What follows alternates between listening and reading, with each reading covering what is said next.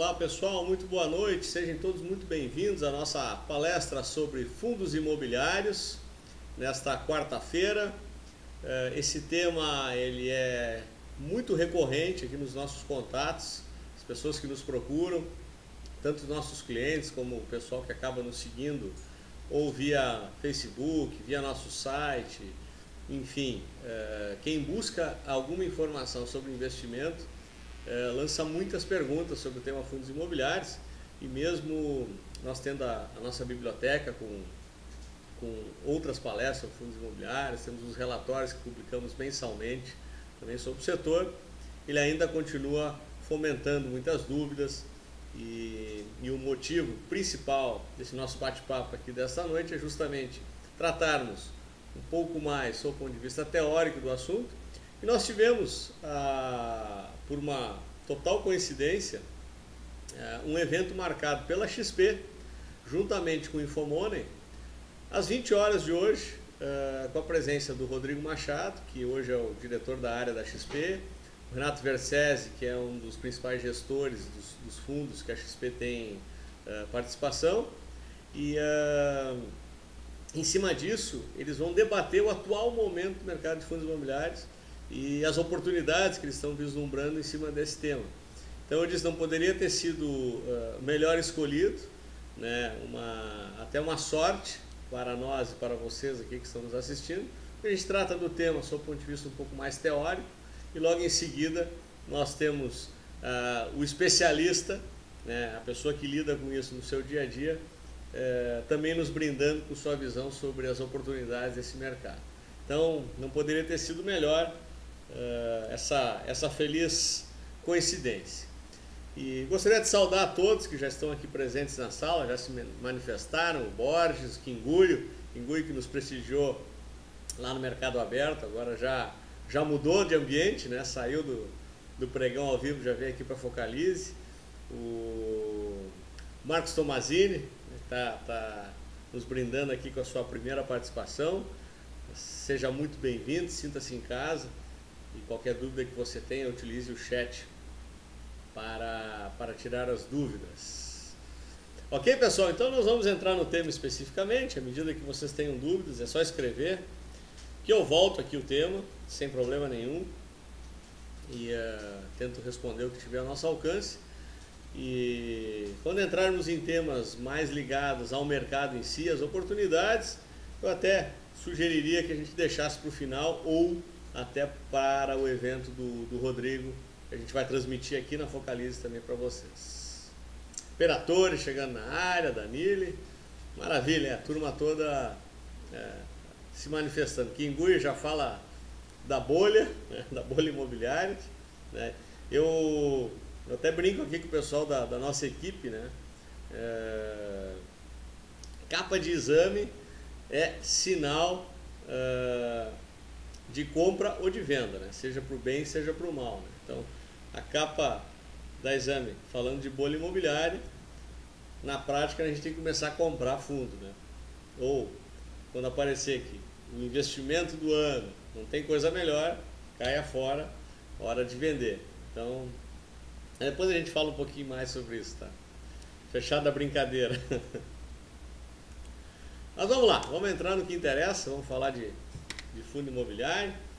Rapidamente aqui, para quem ainda não conhece, a XP é a nossa corretora parceira, hoje é a maior corretora do Brasil, tem 100 mil clientes, esse número até está desatualizado, hoje já são 12 bilhões em custódia, 450 escritórios em mais de 180 cidades, e é o maior shopping financeiro da América Latina. XP Educação, que também temos a nossa parceria, inclusive, na elaboração de todo esse material que utilizamos aqui nas palestras, 500 mil alunos formados, 6 mil alunos por mês e 500 cursos disponíveis em toda a grade da XP.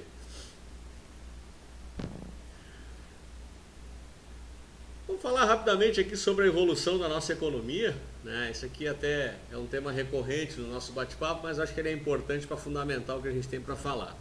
De 75 a 94, antes do evento do Real, nós tivemos 6 padrões monetários em 19 anos. Se pegarmos a implantação do Real até final do ano passado, 2013, nós tivemos os mesmos 19 anos com a manutenção de um padrão monetário único.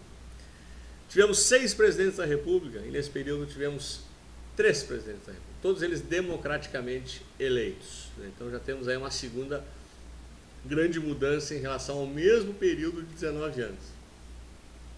Olha só em relação à presidência do Banco Central, 16 presidentes contra 6 presidentes, sendo que no governo Lula, Meirelles cumpriu o mercado do início, o mandato de início ao fim.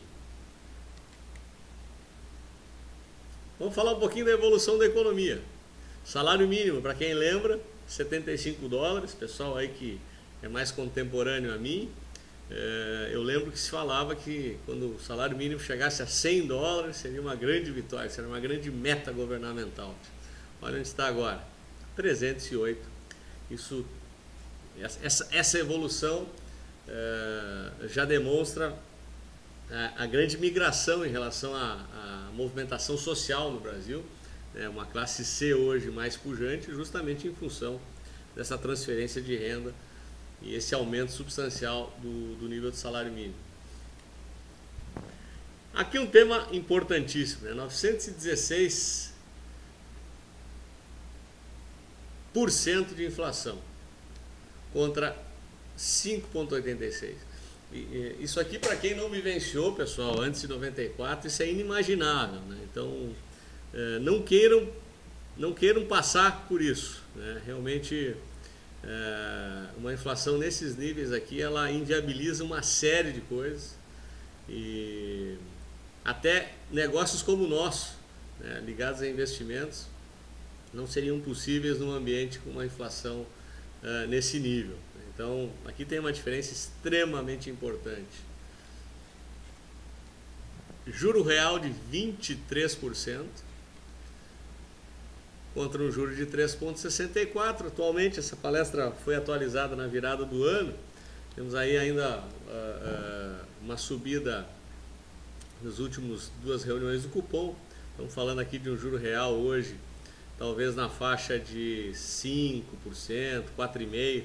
Temos talvez aí mais 1% em relação a esse juro real aqui da Lame. Kingui comenta que é só o dólar subir para esse salário baixar. Por mais que suba o dólar, né, Kingui? Pode subir, quem sabe, para 3, né, numa hipótese que até acho improvável.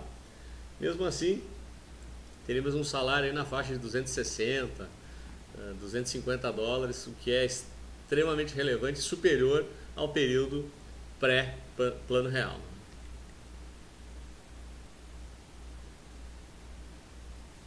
Cenário atual inédito, né, para aplicações, né, em função do juro baixo. Aqui está o mapa da involução da taxa de juros, na verdade. Né? Imagina 2000, Selic a 19%, 2004, que nem faz tanto tempo assim, né? Chegamos a ter 16%. 2013 batemos em 9,5%, estamos com 10,75% agora.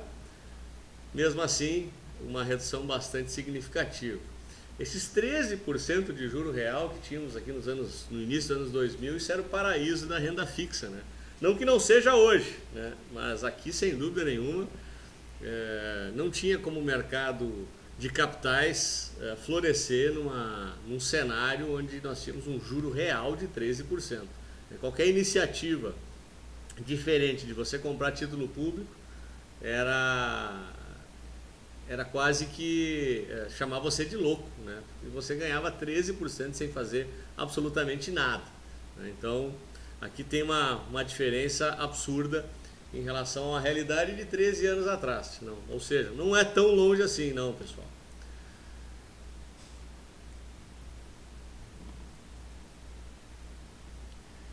E o histórico do juro real, né? A evolução anual da taxa de juros, a diferença entre a Selic e IPCA, né, faz com que 20% ao ano, média de juro real na década de 90, transformasse R$1 em 2 em 4 anos. Essa mesma realidade hoje invertida, né, com 3,3 ao ano, que é a média dos últimos 4 anos, esse R$1 para se transformar em 2, você precisa de 20 anos. Então, essa diferença fundamental permitiu que surgissem instrumentos novos de investimentos para os poupadores brasileiros.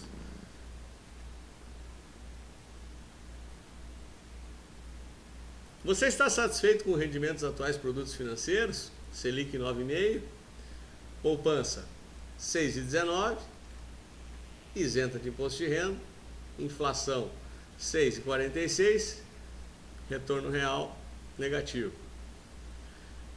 O exemplo da poupança aqui é referencial porque é ainda onde está a maior parte do dinheiro dos brasileiros. Então, alguns de vocês podem até pensar, mas por que poupança? Porque ainda é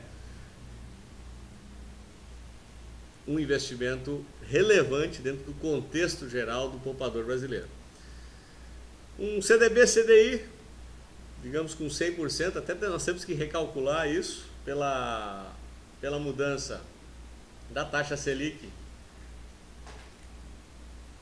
para 10,75. Então, eu vou dar o exemplo aqui dos 9,25, depois eu recalculo com 10,75, um IR de 17,5, que seria o IR de um ano, não é? Então, a aplicação fica parada um ano como referência.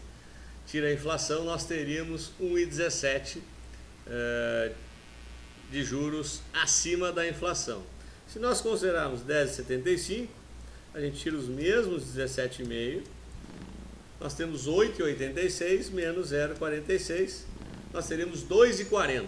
Então, hoje, o quadro para uma aplicação que lhe paga 100% do CDI está lhe rendendo 2,40 limpo, retirado a inflação. Então, essa é a realidade hoje, nesse instante, no Brasil. E ainda temos várias aplicações que pagam menos que o CDI. Aliás, da mesma forma como a poupança é relevante, boa parte do investidor brasileiro, quando vai colocar o seu recurso no banco, geralmente recebe uma remuneração inferior ao 100% do CDI. E dentro desse mesmo exemplo, chegamos à conclusão de que nós teríamos, em tese, um retorno muito parecido com o da poupança, né? Mesmo com um recálculo de CDB-DI já nos 10,75.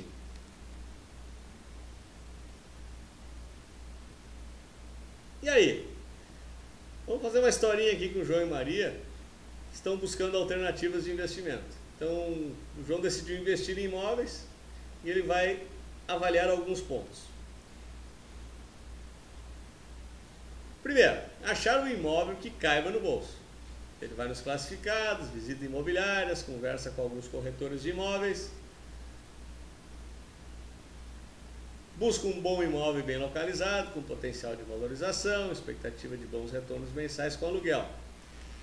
Custo dessa brincadeira, imobiliário e corretor, via de regra 6%. Alguns estados têm regras um pouco diferentes, um pouco menos ou um pouco mais, dependendo do acordo com o corretor, mas vamos ficar na média aqui, que é o 6%. Esse é o número mais corrente no mercado brasileiro. E TBI também, a média de 2% Brasil afora. Alguns pontos ainda para se avaliar: o tempo de encontrar um inquilino, gestão própria de achar um locador para o imóvel, demanda pela região onde esse imóvel foi comprado, custos do período de vacância, né, quando esse imóvel não estiver alugado, quem banca o condomínio, IPTU e demais taxas é o proprietário do imóvel. Evidentemente, quando o imóvel está alocado, esses custos são repassados para o inquilino, mas nós temos que considerar o período de vacância.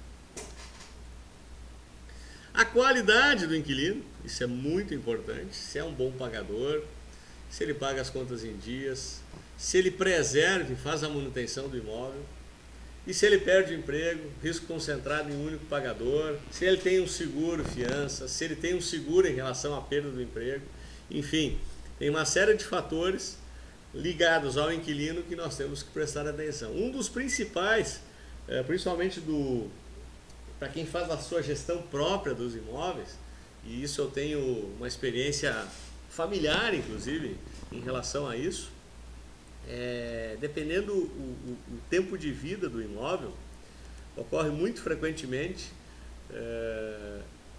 de depois de um determinado momento, 3, 4, 5 anos que esse inquilino está dentro do imóvel, resolve sair, ou mesmo você resolve pedir o imóvel por alguma razão, o imóvel está detonado, né? O imóvel está numa condição muito pior do que quando ele recebeu, e ele não cumpre a parte do contrato, que é lhe reformar ou lhe entregar da forma que recebeu. E aí, boa parte da remuneração auferida durante todo esse período, você tem que utilizar para reformar o imóvel uma nova locação. Então você, além de ter arcar com esse custo, tem todo o tempo necessário para deixar o imóvel em dia novamente, para novamente colocar. Então passa um período de vacância, voltamos àquela regra anterior, que é arcar com todos esses custos.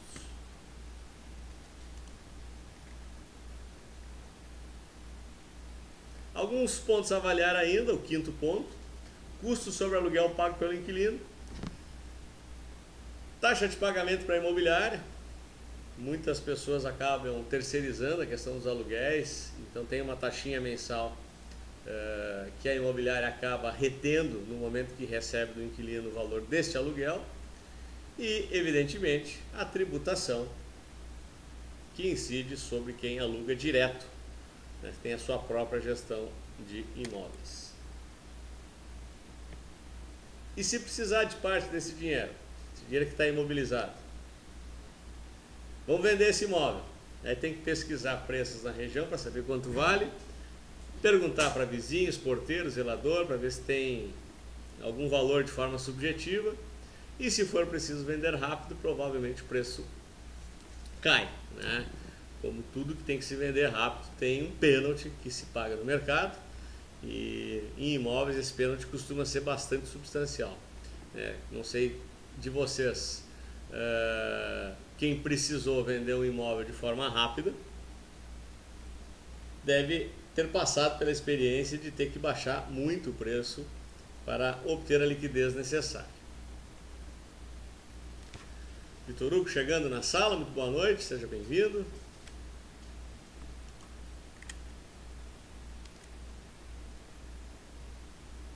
Agora vamos imaginar, pessoal, todo esse quadro que foi descrito sob o ponto de vista de você ter a intenção de investir em imóveis para aluguel.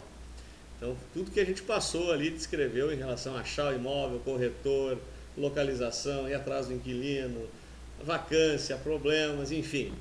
Agora vamos imaginar isso de uma forma muito simples.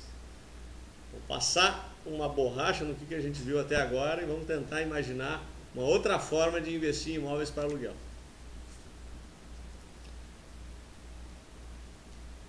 Vamos passar um filmezinho aqui para vocês.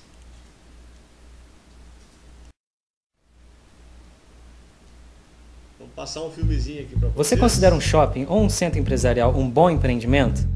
Na maioria das vezes eles são. Ainda mais no Brasil, que possui um mercado imobiliário. Você considera um shopping ou um centro empresarial um bom empreendimento? E se você pudesse ser dono de uma parte desse? Na maioria das vezes eles são. Seria uma boa ideia? Ainda mais no Brasil, que infelizmente o custo para se comprar um imóvel desse é astronômico. Mas e se fosse possível comprar só 1 metro quadrado e ganhar uma parte do aluguel proporcionalmente? Ainda assim seria uma boa ideia, não é? E é assim que funciona um fundo imobiliário. As construtoras vendem uma parte do imóvel em cotas, e o dono de cada cota recebe um valor proporcional do aluguel, todo mês. Tem cotas no mercado que valem menos de R$20, e você pode comprar quantas estiverem à venda. Pronto, agora você já é dono de um pedaço de um grande empreendimento, e vai ganhar uma receita proporcional todo mês. Na minha opinião, você já fez um bom negócio. Só que não para por aí. Em um país de acelerado crescimento como o Brasil, vários imóveis acabam se valorizando ao longo do tempo. Mas o que isso significa para você? Além de botar um dinheiro no bolso todo mês, você ainda pode, quando vender suas cotas, lucrar com a valorização delas. Portanto, entre comprar um imóvel ou investir no mercado financeiro, escolha os dois. Uma forma inteligente de investir em imóveis sem precisar se preocupar com obras, inquilino, imobiliário ou corretor. E o melhor, sem pagar imposto de renda.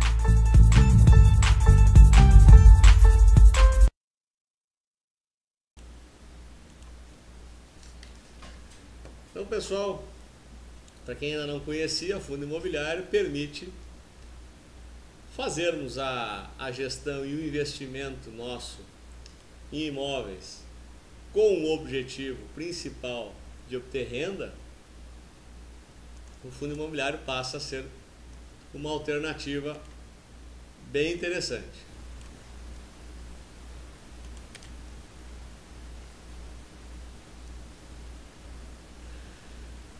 Então, Maria apresentou os fundos imobiliários ao João. Então, a avaliação de um fundo é exatamente igual a de um imóvel, com algumas vantagens.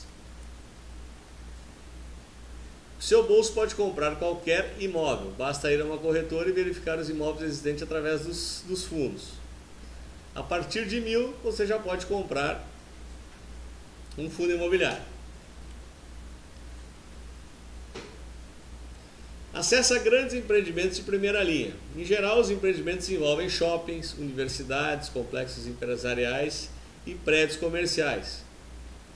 O custo de aquisição, tabela Bovespa ou até mesmo corretagem fixa. Para quem pode comprar as cotas através do home broker, acaba pagando somente os R$ 14,90 por ordem executada dentro do seu HB.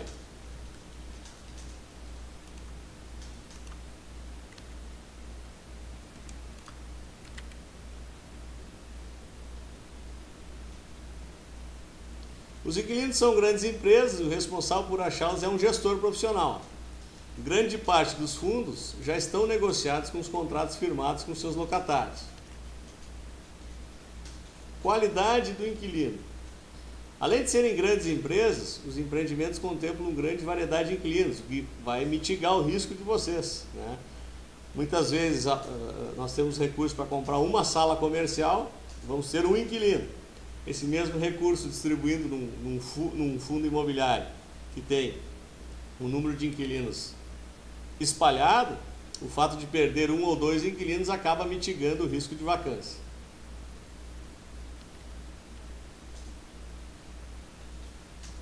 Custo sobre aluguel pago pelo inquilino. A taxa de administração ao gestor geralmente é entre 1% e 2%. E tem isenção de imposto de renda para a pessoa física, que é um ponto importantíssimo, que na hora de fazer o cálculo efetivo do ganho é extremamente relevante. E se precisarmos de parte desse dinheiro? Venda do imóvel, o valor investido é fracionado em cotas e permite que você venda parcialmente. Os fundos são negociados com liquidez em bolso e as cotas representam o valor dos imóveis, o que elimina a subjetividade da avaliação.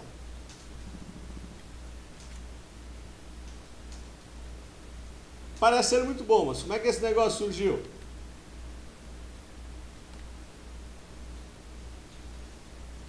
Imagine que você é um empresário que quer construir um shopping. Quais são suas alternativas para levantar o dinheiro para a construção desse empreendimento? Ou você tem o dinheiro para levantar esse shopping, você reúne um grupo de empresários e constrói imóvel, busca financiamento ou no BNDES ou em bancos privados, ou constitui um fundo imobiliário, onde o fundo é distribuído em forma de cotas para as pessoas. Com o dinheiro arrecadado pela venda dessas cotas, o imóvel é construído. E a tributação, pessoal, aqui um item relevante e fundamental nessa história toda. Os fundos imobiliários são uma opção de investimento de baixo risco e de grande eficiência tributária. O investidor tem isenção de impostos sobre rendimentos distribuídos mensalmente pelo fundo. A única tributação é quando o investidor vende a cota. Se ele oferir lucro em cima do valor pago inicialmente, ele paga 20% sobre essa valorização.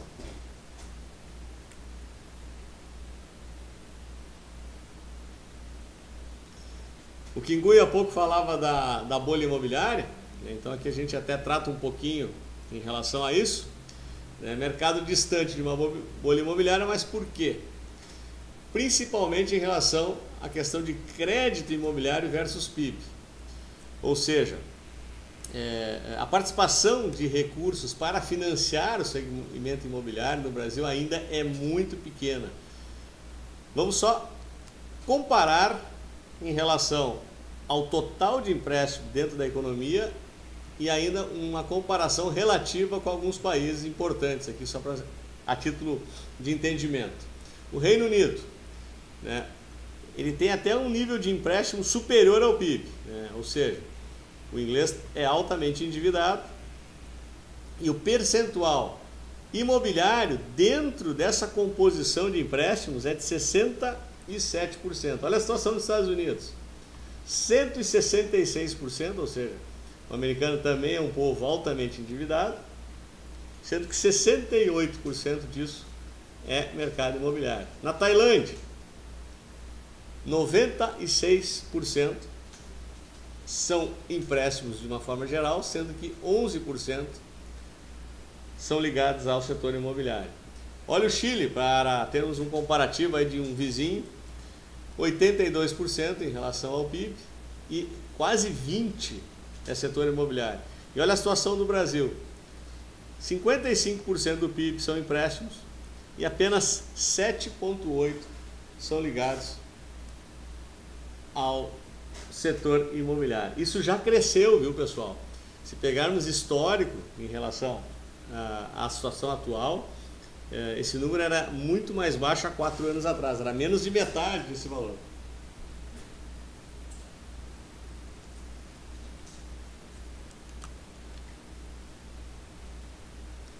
E apenas para fechar aqui a questão da bolha imobiliária, o próprio Romerotti faz um comentário interessante, que os FIIs tendem a render um pouco mais que a Selic.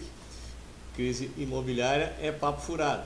O que pode acontecer, e até conforme eu já comentei anteriormente, após a nossa palestra, nós teremos um evento conjunto aqui com o pessoal da área de análise da XP e o Infomoney, falando das oportunidades, e eles vão comentar principalmente em relação talvez a problemas setoriais, alguns pontos, principalmente na questão de imóveis comerciais, que possam ter um nível de oferta um pouco mais alto hoje do que a demanda permite, e esses imóveis tendem a sofrer uma majoração, né? Ou seja, eles podem cair um pouco do seu ponto de vista de metro quadrado, fazer um ajuste, principalmente em relação à subida que tiveram nos últimos 4 anos. Mas não existe um risco daquela explosão, né, o imóvel perder 70%, 80% do valor.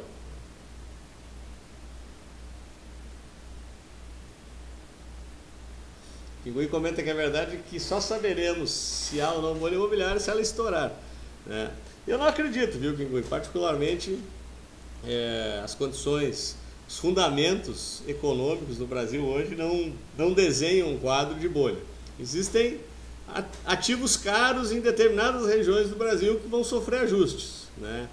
Ou, na melhor das hipóteses, eles param de subir, né? Aquele investimento que você compra hoje para ver se daqui a um ano ele está valendo mais, talvez ele esteja com o mesmo valor nominal. Nada muito mais sério do que isso. Beleza? Então vamos lá, característica dos fundos imobiliários. Renda de aluguel, investe em imóveis com contratos para explorar a renda. Desenvolvimento imobiliário, investem no desenvolvimento de empreendimentos residenciais, comerciais e shopping. São o que a gente brinca aqui. O primeiro tipo, renda de aluguel, é o de vaca leiteira, e aqui a gente investe no gado de corte, né? Então, se entra junto num determinado empreendimento, esse empreendimento ele não vai lhe oferir rendimento mensal de aluguel, mas à medida que ele for comercializado, o fundo acaba incorporando o ganho percentual dessa venda, né? Então é uma outra forma também de ganhar com o fundo imobiliário. Tem algumas alternativas interessantes nesse setor no Brasil. Investimento em títulos imobiliários, né? Investe em títulos imobiliários de renda fixa que apresentam menor risco. Então o fundo pode investir em LCIs, em certificados de recebíveis, até em outros fundos, né? Fundos de fundos, como existem algumas alternativas no mercado.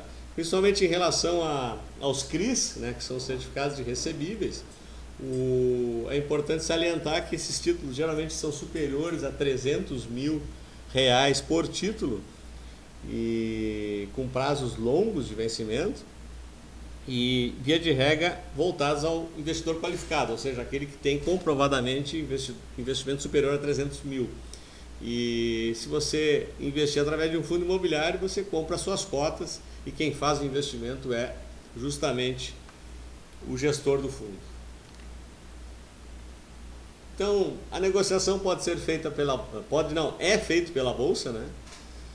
Você compra e vende as cotas e evolui a evolução, ou involução, né? Como aconteceu no segundo semestre de 2013 e ainda no início agora de 2014, através do HB.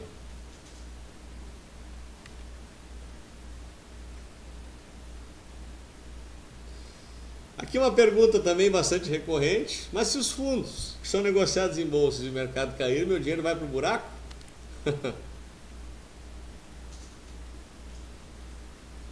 Os FIIs são negociados em bolsa, mas eles não têm correlação com o risco de mercado de ações. Então ele está muito mais relacionado a outros tipos de riscos, que até a gente já deu alguma exemplificada aqui para vocês, que é o risco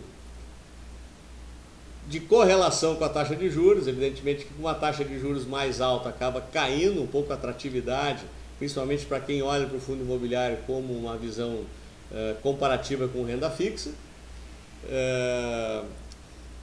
Fatores de superoferta em determinadas regiões, por exemplo, como está acontecendo com São Paulo, agora que tem uma perspectiva de metragem quadrada bastante significativa nos próximos 2 anos, da qual o mercado ainda não tem certeza se terá demanda para tudo, então deve aumentar o nível de vacância em algumas regiões. Então isso tem uma influência direta na correlação no preço da cota e, evidentemente, se houver um sobrepreço, né, uma supervalorização da cota em relação ao patrimônio real do fundo. Ou seja, o fundo comprou um imóvel pagando uma metragem quadrada maior do que vale efetivamente para uma revenda de mercado. Isso também pode acontecer. Então são esses fatores que têm muito mais influência na valoração dessas cotas no mercado, e não o fato da bolsa estar derretendo ou não, até mesmo a bolsa explodir no sentido ascendente, não vai fazer o mercado de fundos imobiliários também explodir. Então está muito mais correlacionado a esses fatores que eu acabei de citar para vocês. O Imperatore pergunta se houver uma crise mundial na economia, como ocorreu em 2008, eles são afetados também ou não? Haverá efeito manada? Não tem efeito manada em relação à crise. O que teria é o seguinte: se essa crise tiver um efeito sobre a economia real, no sentido dos negócios em si caírem, é muito mais uma influência, sob o ponto de vista de ação sobre a economia real. Por quê? Porque a atividade cai. Se a atividade cai, você tem uma retração de investimento para das empresas, pode haver um aumento de vacância, pode haver uma necessidade de baixa de aluguel. Isso acaba tendo um nível de consequência que vai influenciar no preço da cota do fundo. Então é como se fosse um efeito colateral, não é um efeito direto, né, da crise de 2008 sobre o preço das cotas dos fundos. Então, quando cai na economia real, o PIB tem influência, o nível de atividade cai, evidentemente que vai trazer uma ação direta, uma consequência direta para o preço dos imóveis, o preço dos aluguéis auferidos por esses imóveis, e evidentemente que vai influenciar na cota.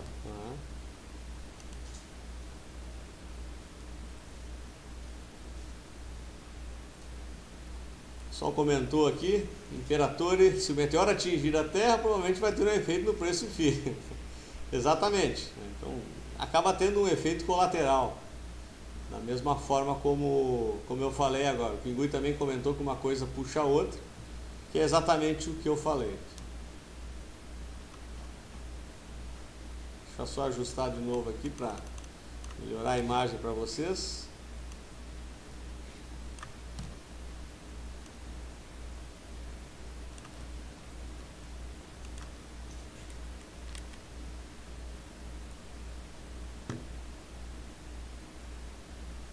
Aqui o comparativo do Ibovespa com o IFIX, o CDI, que demonstra aqui uma correlação absolutamente inexistente, né?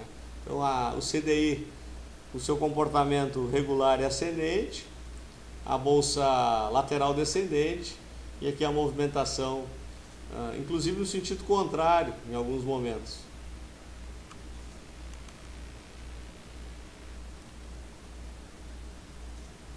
Aqui alguns exemplos de fundo imobiliário, essa planilha está desatualizada.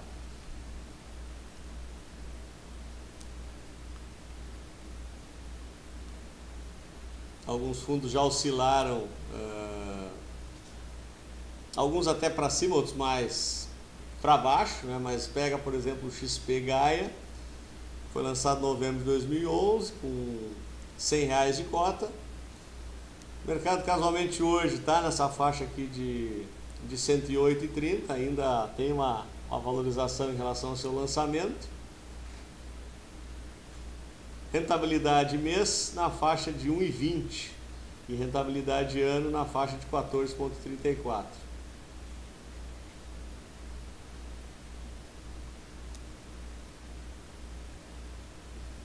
Banco do Brasil, que foi um dos maiores responsáveis pelo aumento de pessoas físicas no mercado de fundos imobiliários, o maior número de CPF hoje, em função da abertura das agências do Banco do Brasil, foi lançado em dezembro de 2012, a 100, hoje está 104, chegou a bater 130 no auge da valorização.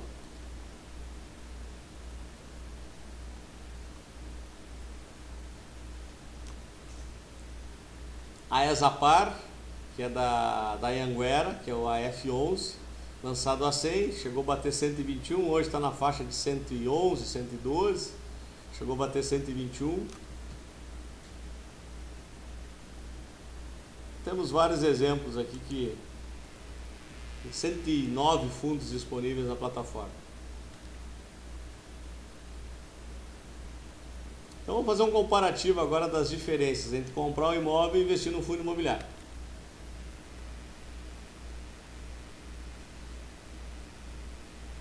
Valor do imóvel, 250 mil. E o fundo imobiliário, então vamos comprar a cota equivalente de 250 mil no fundo imobiliário. Valor de venda do imóvel, 300 mil, apostando na valorização do mesmo. Corretagem, 6%, conforme citado anteriormente, TBI 2, custos 23 mil. Valor líquido, 277, lucro da operação, 27, tributa, temos um lucro no final de 22 mil. Agora vamos fazer o mesmo exemplo no fundo imobiliário, vendemos a cota, corretagem da compra, aqui considerando corretagem cheia, tá pessoal? Se considerarmos aqui que vai ter 14,90 na compra e mais 14,90 na venda para quem trabalhar com HB, esse custo cai de forma bastante significativa. Total de custos 2.850 para quem paga corretagem cheia. Valor líquido da venda 297, lucro da operação 47, imposto de renda 9.420, lucro da operação 37.719. É claro que se for corretagem fixa, nós iremos aqui acrescentar R$ 2.800 a essa conta aqui, lucrando praticamente R$40 mil.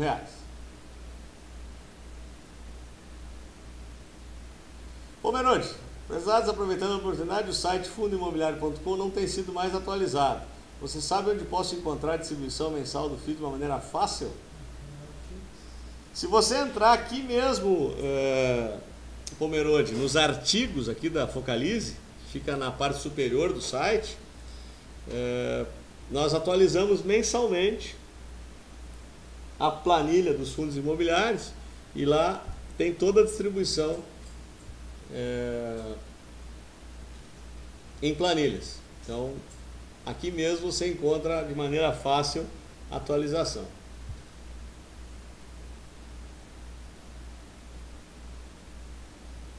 Marcos Tomazoni, existe algum site específico que possa verificar tipo de rentabilidade de fundos imobiliários? O Wiki cita aqui o fiis.com.br. Não conheço, fica a sugestão do Wiki. Então, para atualização do aluguel versus a cota, E fica também a dica aí para quem quiser importar o nosso relatório, também aqui na seção de artigos, está à disposição de vocês. E é liberado, enfim, para toda a comunidade, não precisa ser cadastrado, não precisa ser cliente nem nada. Informação aberta, livre para vocês.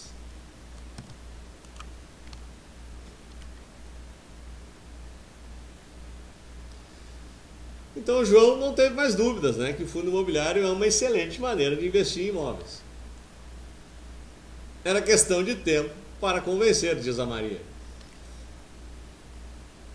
E o que nós temos que fazer então, para quem quer agora começar a mexer com esse tipo de ativo financeiro? Buscar conhecimento, que é o que vocês já estão fazendo, né, participando da palestra para entender um pouquinho melhor do produto.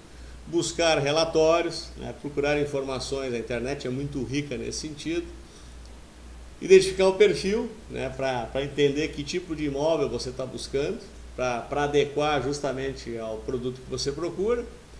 E, evidentemente, comparar todas as alternativas de investimento, né, para que a gente consiga escolher as melhores taxas e as melhores rentabilidades.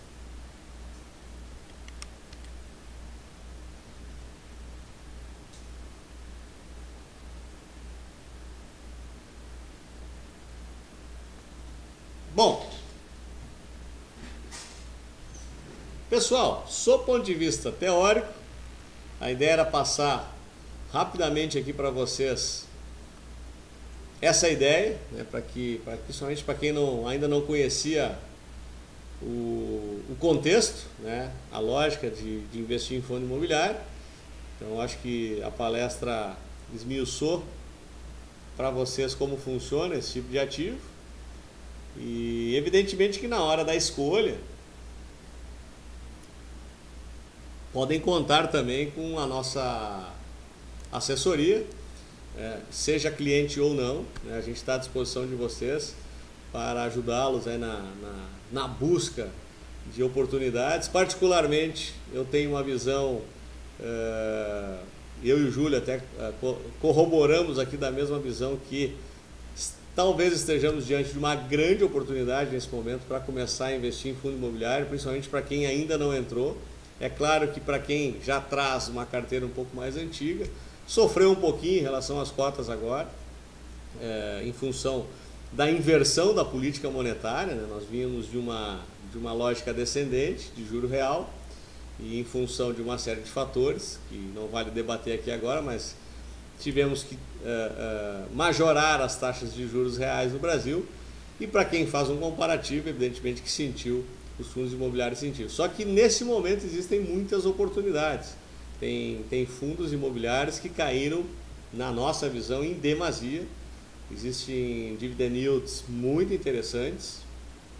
Tem fundo pagando yield superior a 14% ao ano, com um período de renda garantida, só para vocês terem uma ideia, em ótimas regiões. E ainda, se pegarmos o valor patrimonial, ou seja, o metro quadrado que está avaliado no fundo como metro quadrado real de mercado, com defasagens patrimoniais, ou seja, 20%, 25%, até 30% de desconto em relação ao valor real do tijolo. Então, e capa de exame, né? A partir do momento que apareceu na exame, tem que ligar a luz aqui do alerta para a gente fazer exatamente o contrário do que está sugerindo a capa, né?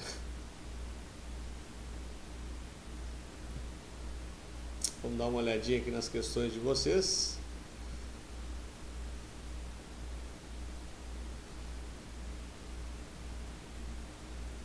O pessoal já está chamando o Ike para presidente, veja só.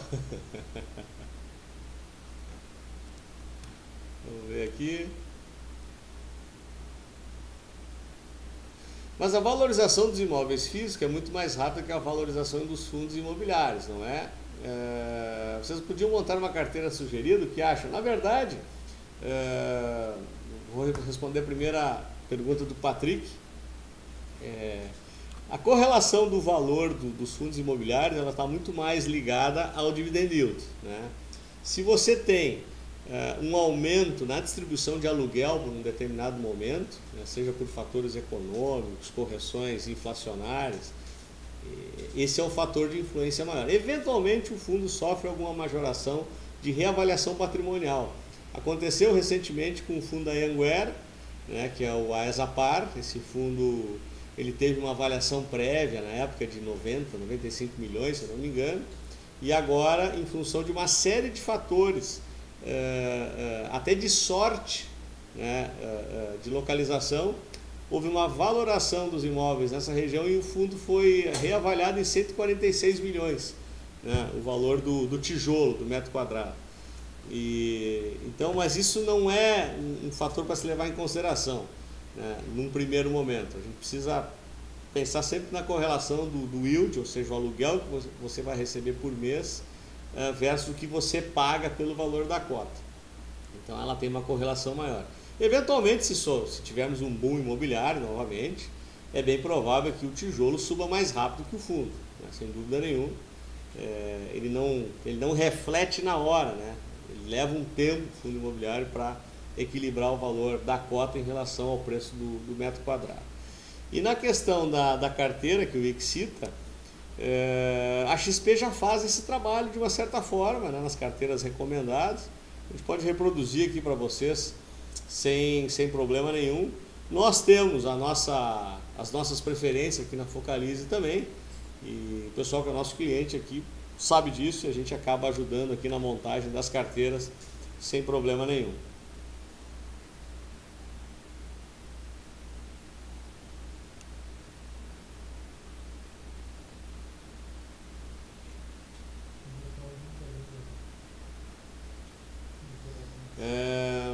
Patrick, acho que é o contrário, como os FIIs têm muito mais liquidez de imóveis, eles respondem mais rapidamente. Sim, eles respondem no sentido de volatilidade, tá, Patrick? Mas não significa uma correlação com valorização do metro quadrado com valorização da cota, né? Ele tem uma volatilidade no curto prazo, mas o equilíbrio do preço do metro quadrado ele leva um tempo, né, para se equilibrar.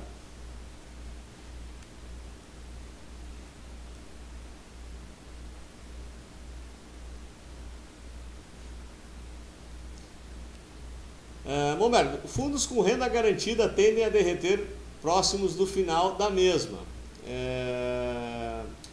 Isso ocorre quando, Wick? Ocorre quando não houve a ocupação, não ocorreu a ocupação do prédio no tempo determinado pela renda garantida. Então, ocorreu isso com um certo modo com o Rio Negro. O Céu Cirela no Rio está sofrendo um pouquinho de pressão nesse sentido. O próprio TB Office, que é um lançamento recente desse ano, em São Paulo, lá na Berrini, ele tem uma renda garantida, acho que pelos próximos 6 ou 7 meses, não lembro de cabeça agora, mas ele tem só 65% de ocupação. O Céu Cirela não está nem com 50% de ocupação. Então, o que ocorre? O investidor começa a ficar preocupado que quando terminar a renda garantida vai cair drasticamente a receita do fundo e, por consequência, o repasse para o cotista. Então, os fundos com renda garantida, a gente brinca aqui no Sul, é uma faca de 2 legumes, né? Ele é bom num determinado momento, você dá tempo ao tempo para o gestor buscar os inquilinos, mas ele é ruim no sentido que, se esses inquilinos não forem encontrados, ele causa pressão sobre a cota, porque o investidor já começa a calcular na frente, né? Ele já busca o cálculo de quanto ele vai receber realmente, sob o ponto de vista de receita do fundo, e se essa receita for menor do que a garantia, vai sofrer pressão, sim.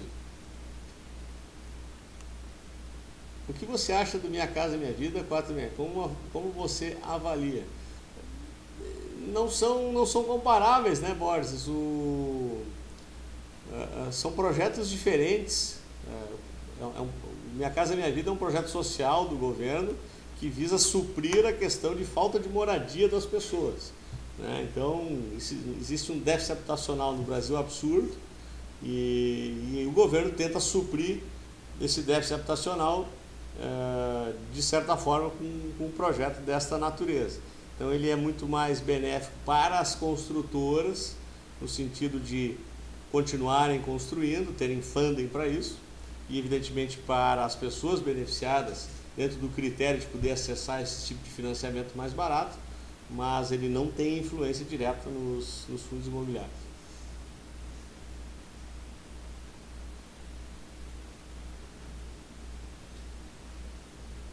Paulo, como analisar o ciclo de aluguel, seja comercial, logístico, escolar, de sala, como hierarquizar isso conforme o fluxo dado momento? Períodos de 30 anos de financiamento.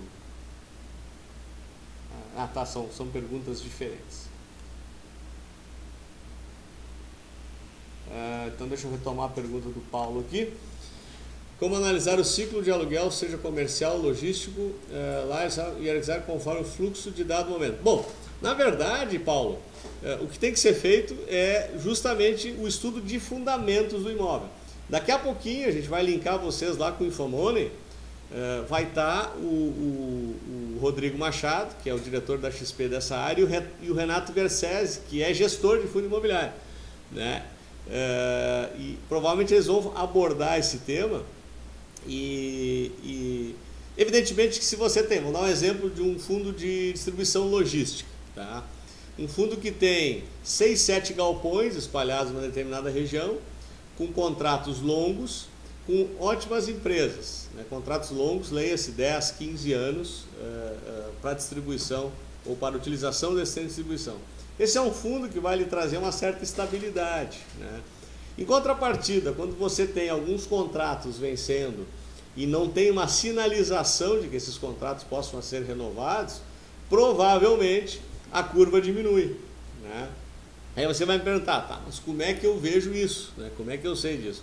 Aí é o mesmo critério de avaliação de ações, né? Você precisa ter alguma área de análise de alguma corretora ou até de uma casa independente, falando com o gestor, trocando ideias com esse gestor, justamente para conhecer o que está por trás desse fundo, né? Se a gente não fizer isso, a gente não tem como saber. Então, através desse conhecimento, e esse conhecimento está cada vez mais público atualmente, existe muita gente trabalhando no tema fundo imobiliário, então está cada vez mais robusta a informação. Então, eu mexo com fundo imobiliário desde 2009. O nível de informação que se tinha em 2009 de fundo imobiliário que se tem hoje é absolutamente absurdo, né? A diferença favorável ao nível de informação, né? Então, as pessoas estão aprendendo a lidar com isso também, né? O investidor está aprendendo a lidar com isso também, e ele acaba achando e buscando essa informação de forma cada vez mais detalhada e mais assertiva, que é o mais importante, né? Mas não tem outro jeito, é pesquisar, quando for pegar um fundo para investir, eu quero ser sócio desse fundo aqui, desse imóvel, ir atrás justamente desses fundamentos.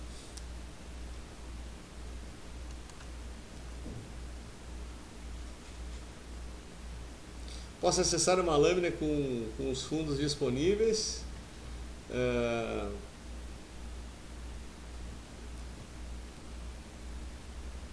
Entendo, mas me refiro ao ponto de vista de investimento.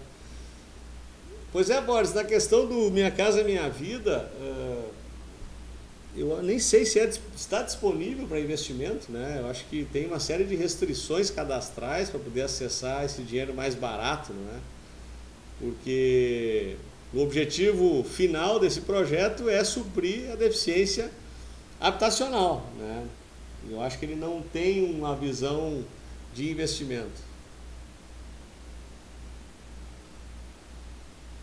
Vitor, eu quero criar um fundo de investimento, vou precisar de ajuda. Se possível, eu quero falar mais sobre o assunto numa outra oportunidade. Tranquilamente, Vitor, a gente coloca você em contato com a área de mercado de capitais da corretora e eles terão maior satisfação em ajudá-lo a organizar a montagem de um fundo. Aliás, esse trabalho já é feito e é aberto a toda a comunidade. Só fazer um contato, Vitor, com a gente que nós lhe ajudamos a fazer essa ponte aí sem problema nenhum.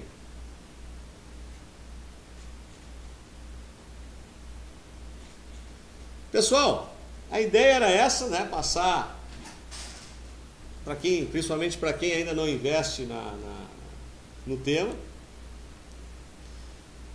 conhecer um pouquinho do mercado de fundos imobiliários, mas eu acho que a gente até vai interromper aqui para linkar vocês com o Infomoney agora, porque para quem já investe, né, para quem já conhece um pouquinho de fundo imobiliário, eu acho que falar com o Rodrigo, falar com o Renato Versese, vai enriquecer mais ainda o contexto atual dos fundos imobiliários, as oportunidades atuais dos fundos imobiliários e até as dificuldades que o mercado de fundos imobiliários possa oferecer nesse momento. Então a gente sugere que vocês permaneçam aqui, a gente vai trocar a sala, a gente troca o link, pode assistir daqui da Focalista se vocês quiserem, ou então através do Infomoney, né? Dá para entrar diretamente no Infomoney e assistir através de lá. Esse evento, na minha visão, é imperdível e está começando às 8, então não quero atrapalhar, acho que fechou direitinho aqui com vocês os dois eventos.